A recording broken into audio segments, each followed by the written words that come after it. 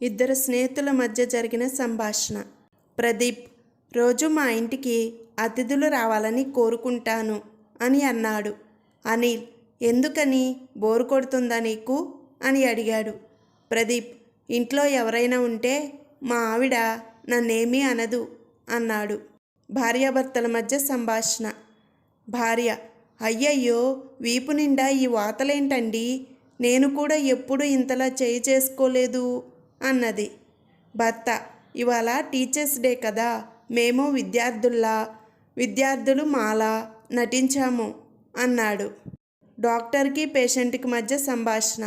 Doctor, ఉదయం లేవగానే పరకడుపున litre మంచినీళ్ళు తాగాలి అని చెప్పాడు పేషెంట్తో. పేషెంట్, ఒత్త నీళ్ళంటే కష్టం సార్, పోనీ క్వార్టర్ మందు కలుపుకోవచ్చా అని అడిగాడు.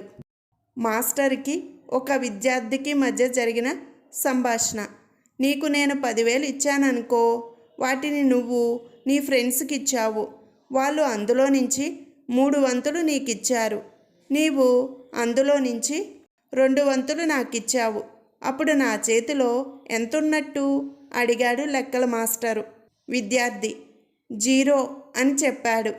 మాస్టర్, సరిగ్గా లెక్కవేయి అన్నాడు.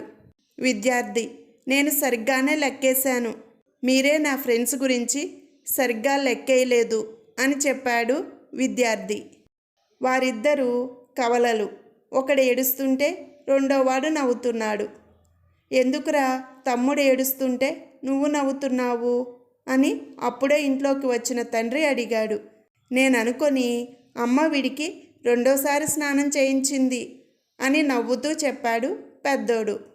ఇద్దరు భిక్షగాళ్ళ మధ్య సంభాషణ. మొదటి భిక్షగాడు, నీకు అనుకోకుండా 1,00,000 రూపాయలు దొరికితే ఏం చేస్తావురా అని అడిగాడు రెండో భిక్షగాడిని. రెండవ భిక్షగాడు, ఓ కారు కొనుక్కుంటాన్రా అని చెప్పాడు. మొదటి భిక్షగాడు, ఎందుకు అని అడిగాడు. రెండో భిక్షగాడు, అందులో కూర్చొని దర్జాగా అడుక్కుంటాను అన్నాడు.